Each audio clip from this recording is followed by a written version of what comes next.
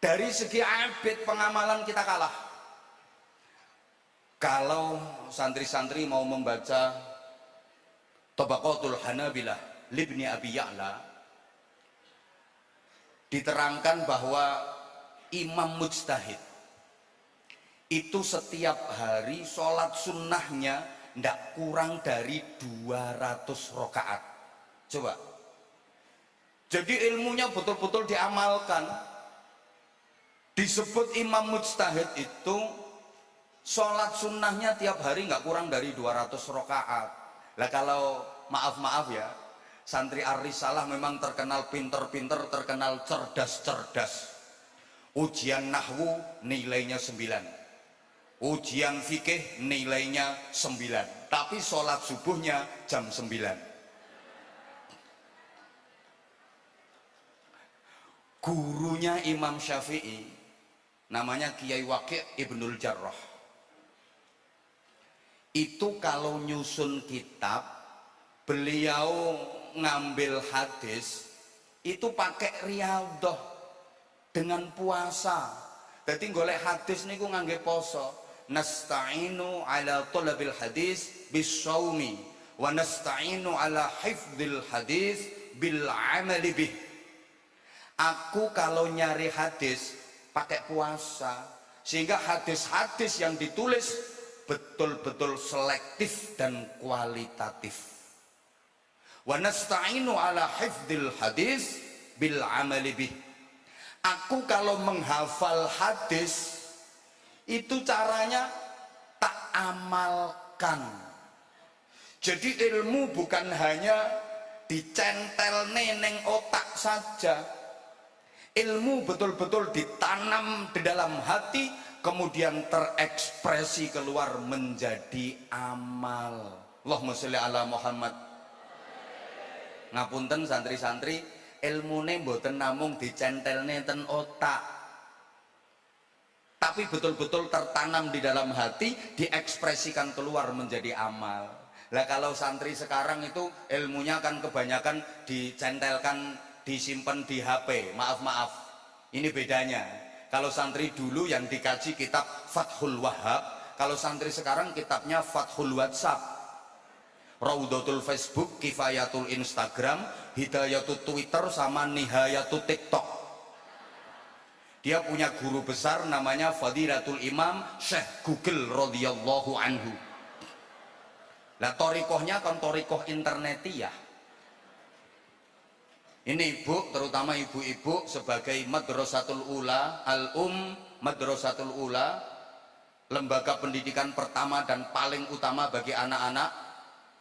Ibu harus betul-betul mengawal putra-putrinya, karena perempuan harus bisa menjadi figur tiga ibu secara terpadu. Harus bisa jadi ibu kandung, ibu susu, sekaligus ibu guru. Ibu kandung yang mengandung dengan ikhlas, ibu susu yang menyusui secara tuntas, dan ibu guru yang mendidik dengan cerdas ketika anak memasuki usia emas agar anak hebat dan berkualitas. Rasulullah juga punya tiga ibu, ada ibu kandung, ada ibu susu, ada ibu guru. Ibu kandungnya Siti Aminah, ibu susunya Halimatus Sa'diyah, ibu gurunya Ummu Aiman. Kalau anak-anak sekarang kan ibu kandungnya Siti, ibu susunya sapi, ibu gurunya TV sama wifi.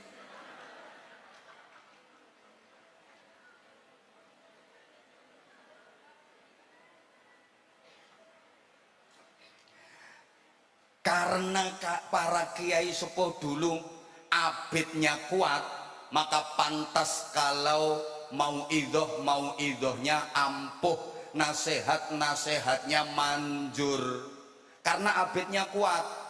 Jadi apa yang diucapkan diamalkan, apa yang disampaikan dikerjakan. Ini prinsipnya Rasulullah. Ana awwalu fa'ilin ala ma amartukum bih. Aku adalah pelaku pertama dari apa yang aku perintahkan kepada kalian. Semua yang aku perintahkan kepada kalian, aku adalah pelaku pertamanya.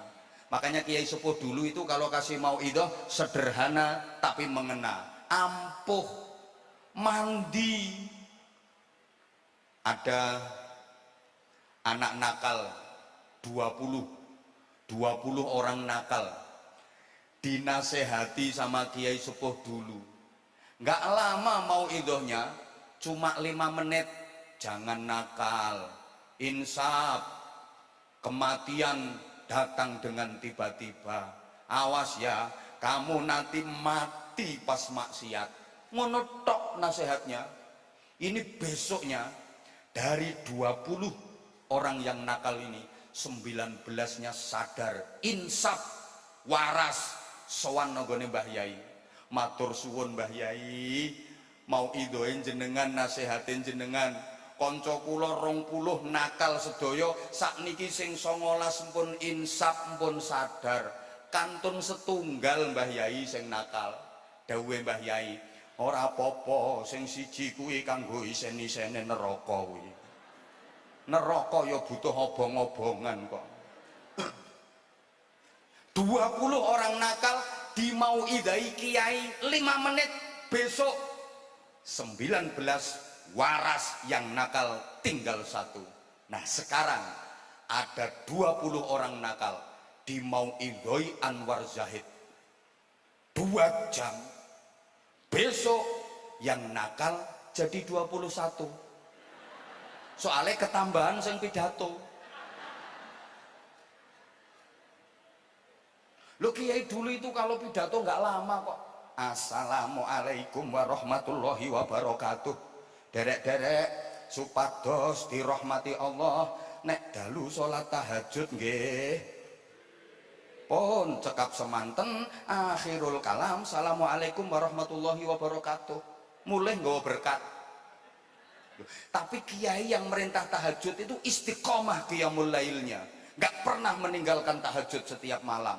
Mandi pidato nih, besok pidato lagi assalamualaikum warahmatullahi wabarakatuh. Derek-derek supados barokah uripe nek enjing salat duha nggih pun cekap semanten akhirul kalam. Lho arep rampung ya ono sing usul, nun sewu Mbah Yai tahajute dereng saged nglampahi, ampun ditambahi riyen.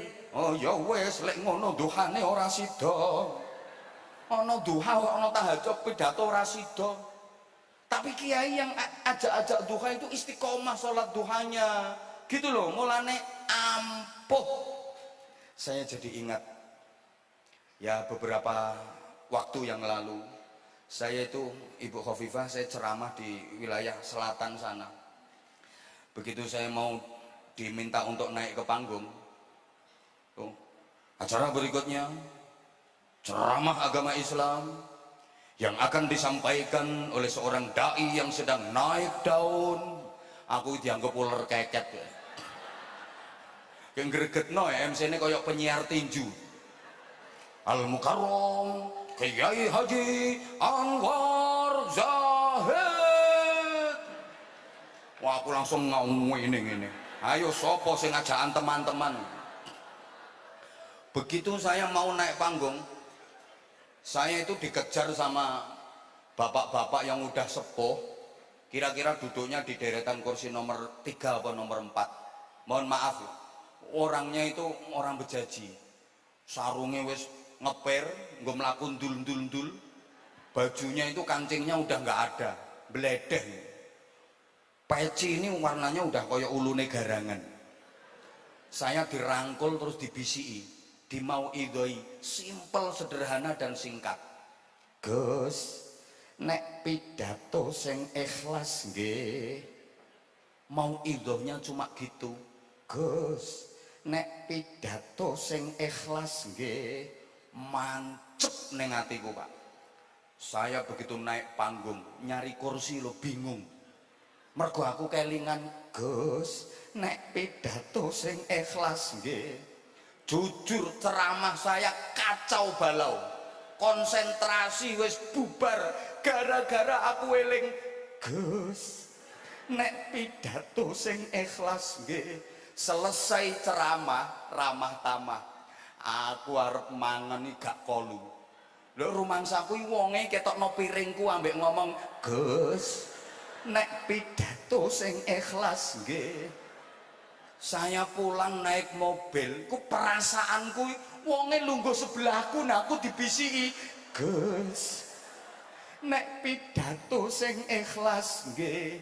Sampai saya pulang tidur ngipi ketemu wong kuwi ya diomongi ngono, "Gus, nek pidato sing ikhlas nggih."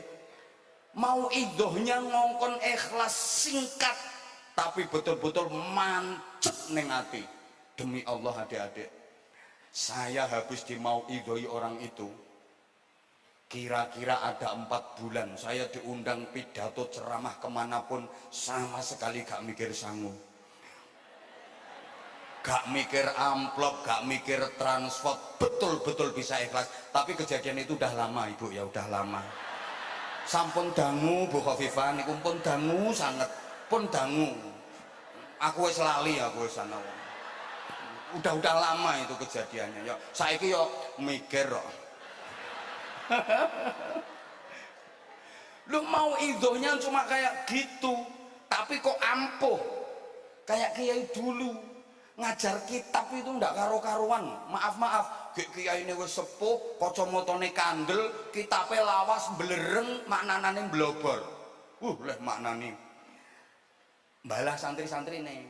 Al jamalu utawi untu, onto diwaca untu. Lah sama santrinya kan diingetin, "Mbah Yai ngapunten niku maknane onto." Lah iya, maksudku ki onto sing duwe untu kuwi jamal. Lah nek ora duwe untu bahasa Arabe nakoh. Kiai kan aja sampai kalah. Wal jaradu lan lawang. Lho, walang diwaca lawang. Jare santrine, "Walang Mbah Yai, aku wis ngerti. Maksudku ki walang sing mlebu teko lawang." Wal hayatu lan alu. Ula Mbah Yai, lah ya ula sing gedene sak alu. Tapi santri-santrinya kok jadi orang semua, gak ono sing dadi cempe. Sorry, aduh waktunya tidak cukup ini. Dari segi, loh ini aku belum yang digitalisasi, belum loh ini. Ya nantilah kalau diundang lagi. Dari segi arif, loh, belum.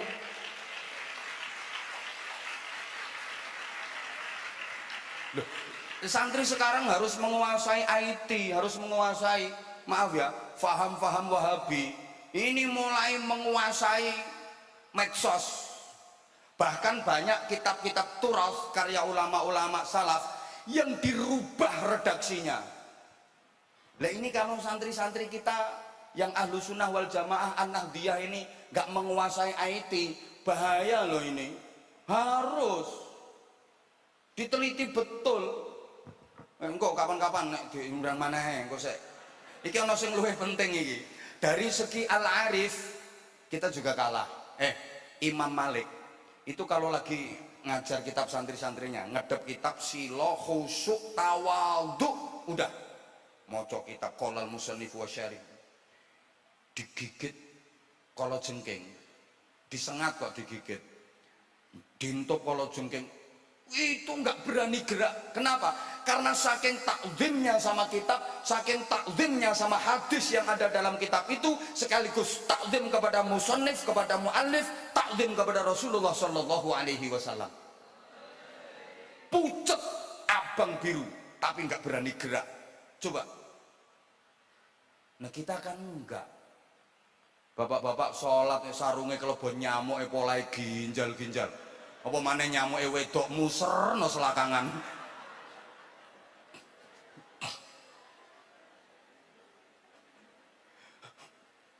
Begitu selesai ngaji, wallahu a'lam bishawab, santrinya matur, "Mbah Yai nyun pangapunten, panjenengan kenging punapa kok pucet?" "Gak apa-apa, ngadeg ngipatno sarung kerotok-kerotok kala jengking 7 mbuh pira." Coba. Makanya pantas kalau doanya ampuh. Dongane mandi. Nyun pangapunten Umi Aina, kalau urusan doa mandi itu saya lebih mantep kiai-kiai dusun, kiai-kiai sepuh, walaupun gak fasih. Saya kalau ngaji ke kampung-kampung itu ada kiai sepuh dongo, saya aminnya khusyuk dan saya amin beneran, walaupun dia nggak fasih. Allahumma inna nasaluka salamatan fiddin wa ngafiyatan fil jasadi wa ziyadatan fil ilmi wa barokatan fil rezeki tobatan qoblal maut rokematan ngindal maut. Ya aku nek amin tenanan, karena saya yakin kiai itu mandi, soalnya yakin kiai itu gak iso nggawe proposal mandi dongannya, dia nggak kenal proposal. Lah nek ustad anyaran fasihnya luar biasa. Rabbana ajina, atina kurang fasih, ajina fid dunya hasanah wa fil akhirati hasanah wala mune kok nganti intile-intile merotoli wa qina. Aku rada males kon ngamini, soalnya biasanya ustadz model ngono ku wis pinter nggawe proposal dan pinter ngerubah kwitansi.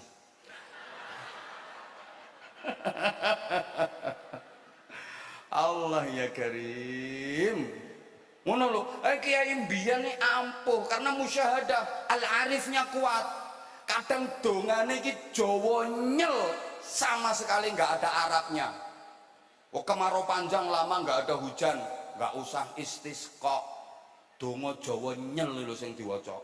Bismillahirrahmanirrahim. Tandung tandek tansus, tanpa mendung tanpa bledek tanpa lesus, ures-ures udano sing deres. Udan deres gembrojok kok dongane trimo tandung tandek tansus. Saiki lho suwe gak udan, kiai-kiai sak Jawa Timur ngumpul dadi siji, istighosah istisqa, ngobos dongane. Ayo coba mungkin biyen ya Allah donga Jawa ana wong lara untu suwuke mek ngene. Bismillahirrahmanirrahim. Godhong pari godhong waluh ora mari tambah abuh, disebulno ya waras kok. Sampeyan sing maca ya diantemi wonge, Pak. Punya hajat udan deres, waduh kacau ini lek udan, nggak usah nyari pawang, nggak usah nyari dukun, hujan deres malah ditantang, dia keluar rumah ke halaman, udan ini lo ditantang, langite ora sida udan, udano mek sauyuh jaran, la ilaha illallah Muhammadur Rasulullah, pet, terang kok udane. Saya pernah lagi ceramah alun-alun, nggak pakai tenda, serius-seriusnya pembahasan udan. Ini jamaah mau buyar, tak bengok mbak aku, jangan bubar, yang bikin hujan Allah, yang bikin hujan reda Allah, minta ke Allah, yakin terang. Aku bengok gak perkara apa-apa, aku moh kodanan dewean. Lucu ngoh, jamaah bubar aku kodanan ijen, aku apa melayu yo isin aku. Ayo kita baca tabat 3 kali Fatihah, mesti terang.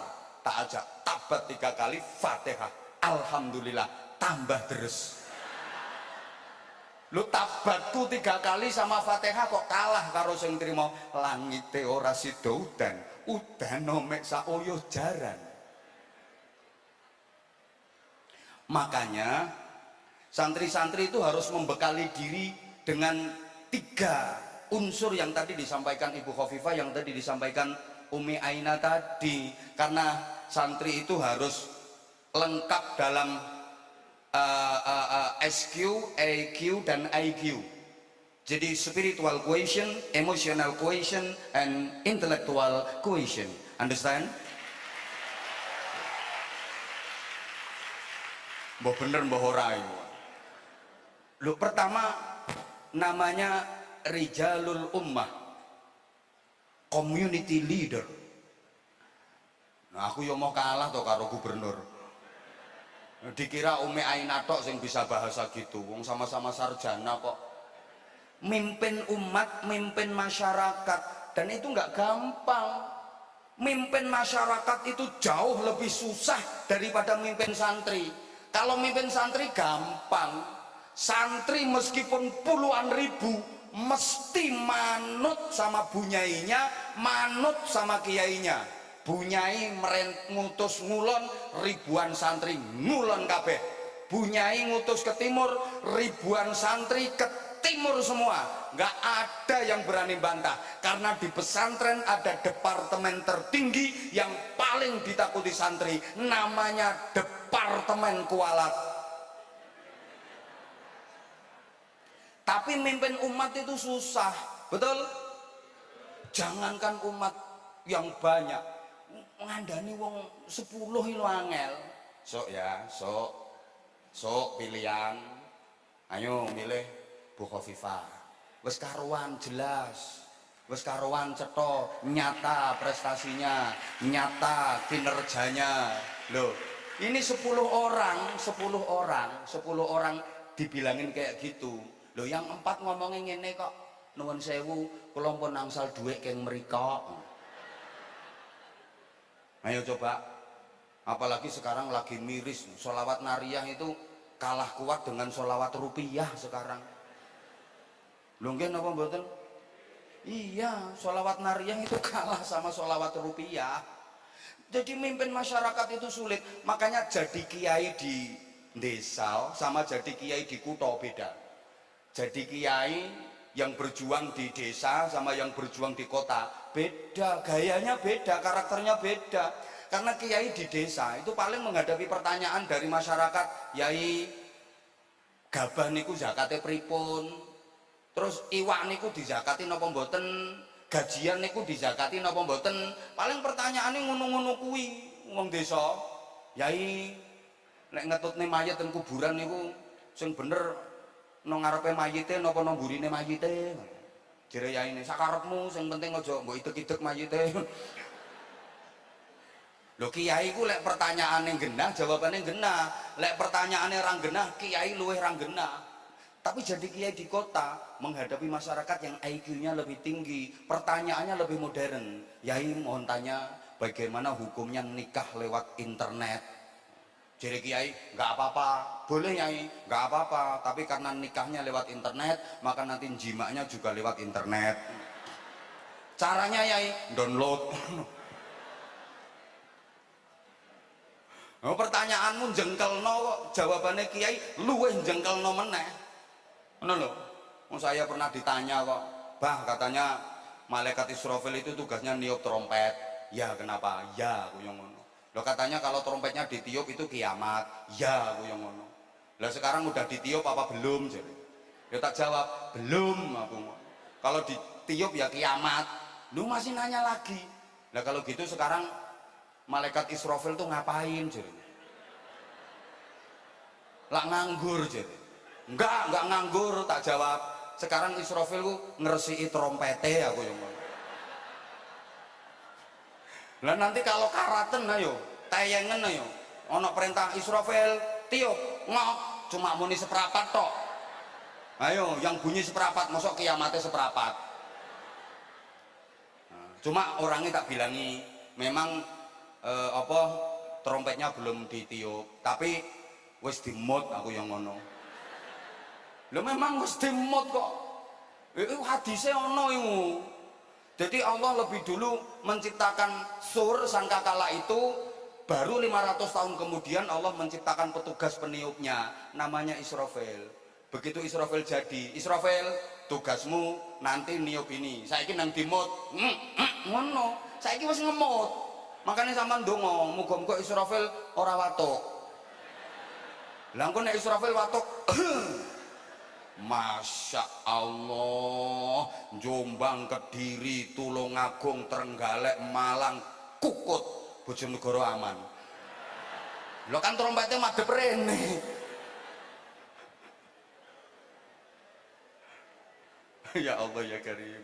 Nah, sehingga pemimpin itu harus betul-betul bisa ngemong masyarakat. Ini kelebihan daripada ulama-ulama Indonesia. Mungkin al-alim kalah, al-abidnya kalah, al-arifnya kalah, tapi punya keistimewaan ar-ra'i.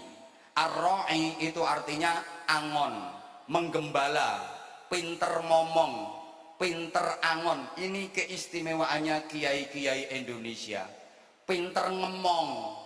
Dan ciri khasnya wong angon, angon itu kan mesti di belakang yang dingon. Contoh angon wedhus itu pasti di belakangnya wedhus, di belakangnya kambing. Kalau kambingnya udah bener ya ditutne wis bener. Nah kalau kambingnya bandang nakal baru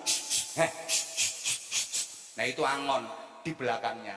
Kalau di depannya kambing bukan angon, itu blantik. Jadi mau nggak mau kambing diseret, ayo mau nggak, ayo. Nah mohon maaf, nah, mendekati pemilu ngene iki, mendekati pilkada niki ono wong sing model angon, ono sing model blantik. Yang model angon itu ya gimana ya enaknya Jawa Timur ke depan, gimana baiknya Jawa Timur, ini angon. Tapi nek sing blantik ya ngono iku mau gak gelem kudu ngene, gelem gak gelem kudu ngene, iku blantik. Mudah-mudahan Ibu Khofifah paham. Hati-hati Ibu menghadapi blantik-blantik. Kadang-kadang di depan, siap Ibu, inggih Ibu, ngono kadang-kadang. Matur suwun Ibu, sekaligus saya laporan luar biasa beliau. Jadi pesantren kami kemarin dapat bantuan dari beliau. Meneng ra usah guyu. Nominalnya rahasia, dan alhamdulillah Ibu sudah jadi, sudah finishing. Alhamdulillah, terima kasih, saya mewakili keluarga besar pesantren, sudah finishing. Yang jelas nominalnya banyak, rahasia. Dan sekarang udah finishing, dan saya mohon dengan sangat lagi hormat, besok tanggal 15 September ini kebetulan bareng dengan acara Maulid dan Haul Masyayikh, kami bersolawat bareng Az-Zahir. Mudah-mudahan Ibu bisa meluangkan waktu untuk rawuh dan meresmikan gedung yang kami beri nama Geraha Khofifah Indar Parawansa.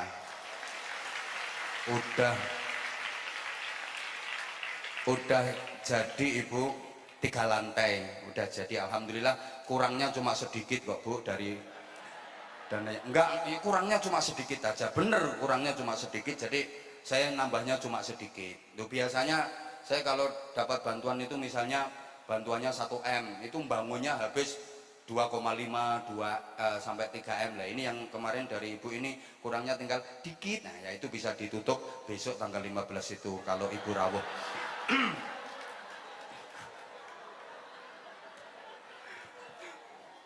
Beliau kepeduliannya luar biasa. Wes meneng wes iki ini tak undang nang ngarepe wong akeh. Tapi nanti saya juga sowan sama beliau, bisik-bisik. Saya mau sowan ke dalam beliau, sama-sama sibuk. Kan kita sama-sama orang sibuk. Saya mau sowan ke dalam beliau, nyari waktu luang, nyari waktu longgarnya beliau juga susahnya minta ampun. Demikian pula aku. Ya termasuk kemarin malam sebenarnya saya juga diaturi ikut sowan dan gini Romo Yai Miftah, tapi karena aku kan banyak agenda. Tapi aku harus ngancam, insya Allah nanti di Arisalah saya ketemu sama Ibu Khofifah, insya Allah saya matur, dan sekarang saya sudah matur. Rawuh ndak rawuh kan saya sudah matur. Sekali lagi saya ulang, hari Ahad malam Senin tanggal 15 September tahun 2024. Insya Allah jamaahnya ya puluhan ribu yang hadir insya Allah. Karena itu acara tahunan hormat Maulid dan Haul Masyayikh.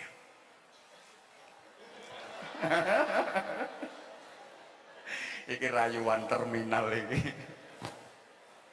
Nah. Kelebihannya wong angon itu teliti. Maka kiai-kiai Indonesia itu punya sifat ngemong dan teliti, yang itu diwariskan kepada para santri-santrinya. Ini kelebihan kiai-kiai Indonesia yang tidak dimiliki oleh ulama-ulama luar. Teliti, cermat, jeli. Contoh ya, Kitab Kuning itu tulisannya kan udah kecil-kecil banget.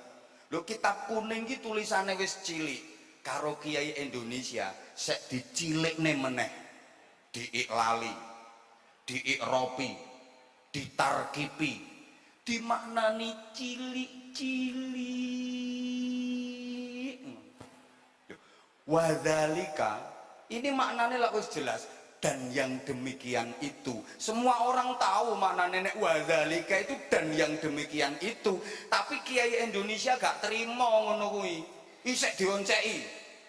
Wadzalika ujarene isim isyarah, zalnya zal apa, lamnya lam apa, kafnya kaf apa.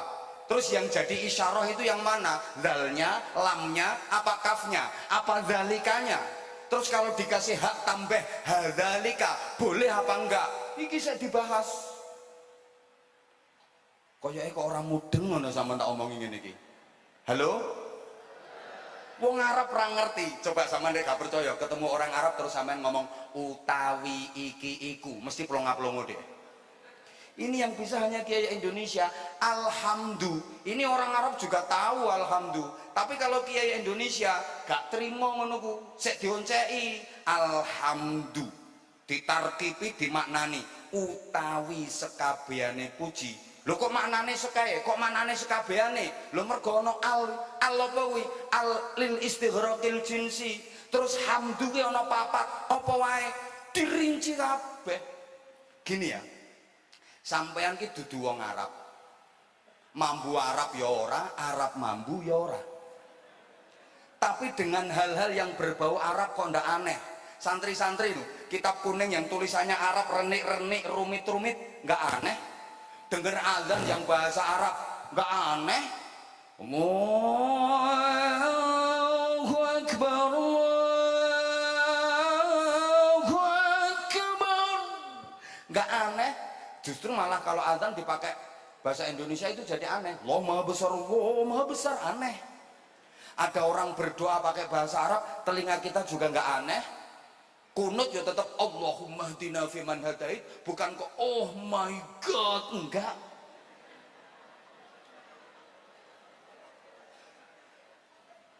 Makanya bener Quran turunnya di Arab, Islam turunnya dari Arab, tapi barokahnya yang paling banyak adalah untuk bangsa Indonesia.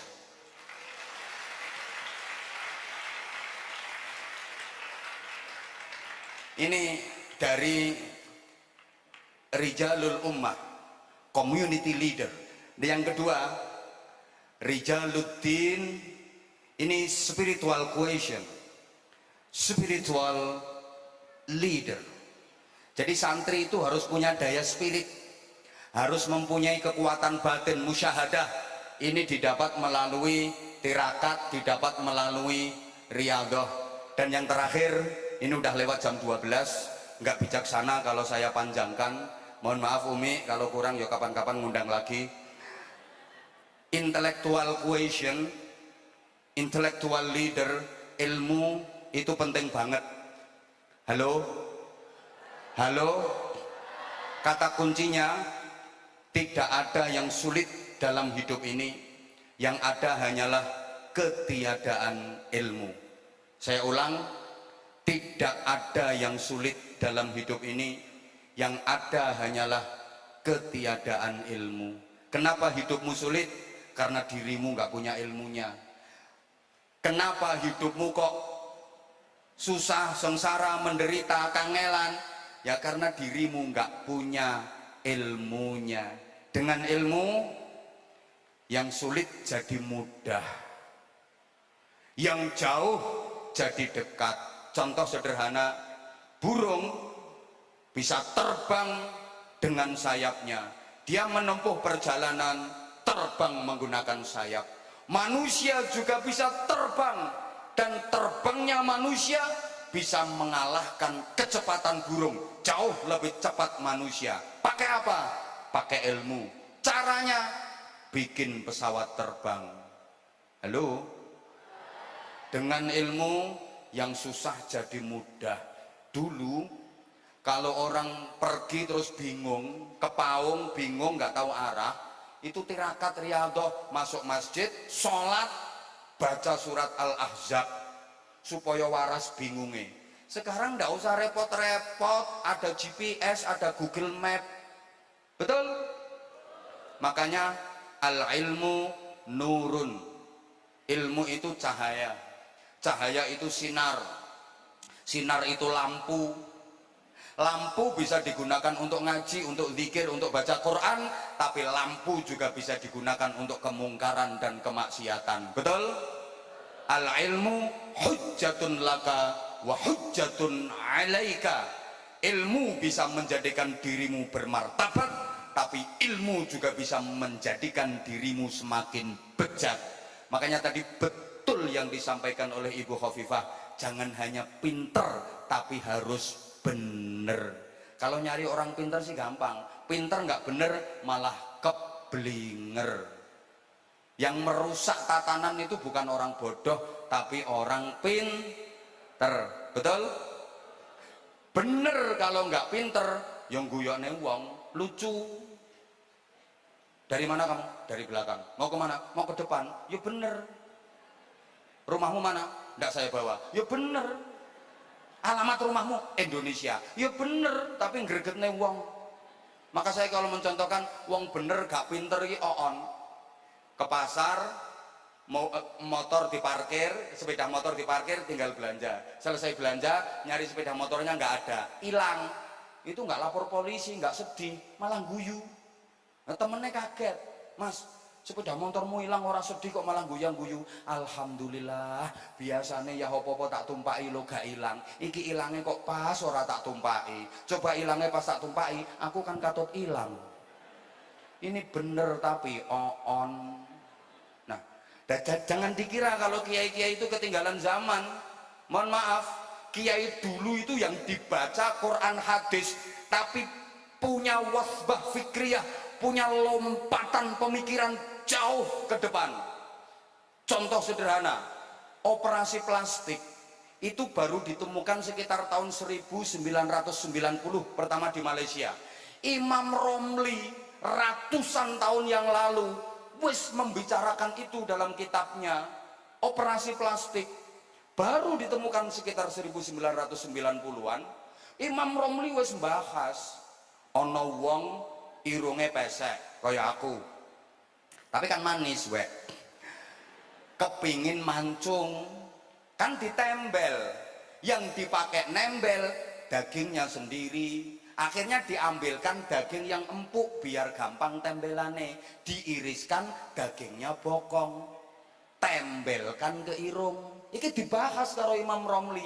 Lah sesudah nempel ke hidung, ini statusnya daging hidung apa daging bokong? Kalau statusnya daging bokong, berarti kemana-mana wajib ditutup, soalnya aurat.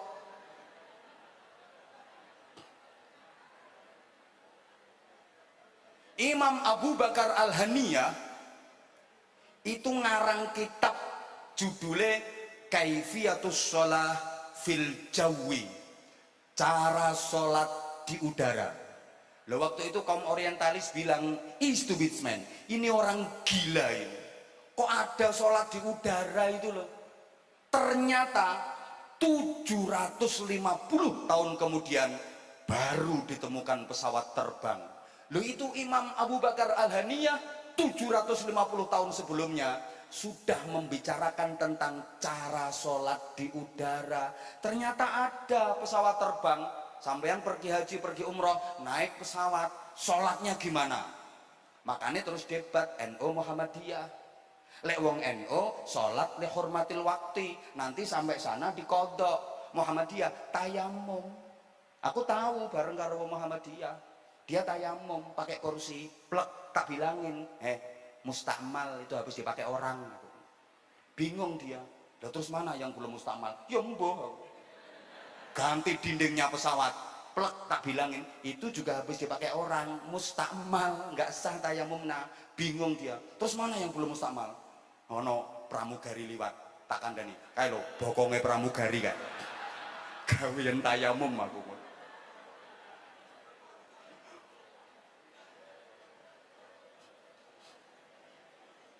Lu para kiai dulu itu yang dibaca Quran hadis tapi pola pikirnya nggak kalah, nggak ketinggalan dengan yang sekarang ini, ngono loh.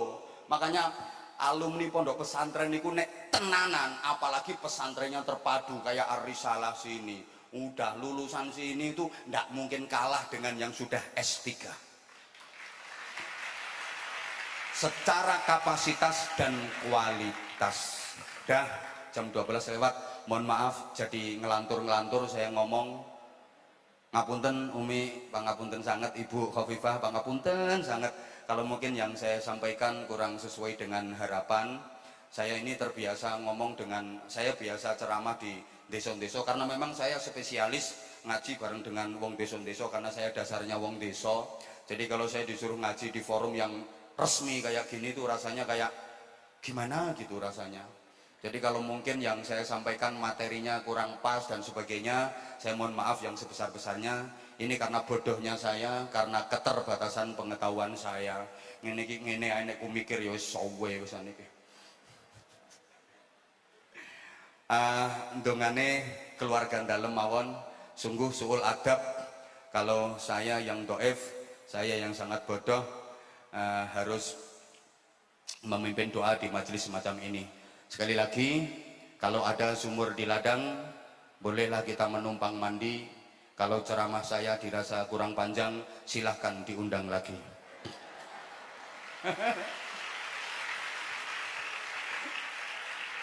Ndak. Saya mohon maaf, sekali lagi mohon maaf atas segala salah dan khilaf serta kekurangannya. Waffaqanallahu wa iyyakum lima yuhibbu wa yardah. Wassalamualaikum warahmatullahi wabarakatuh.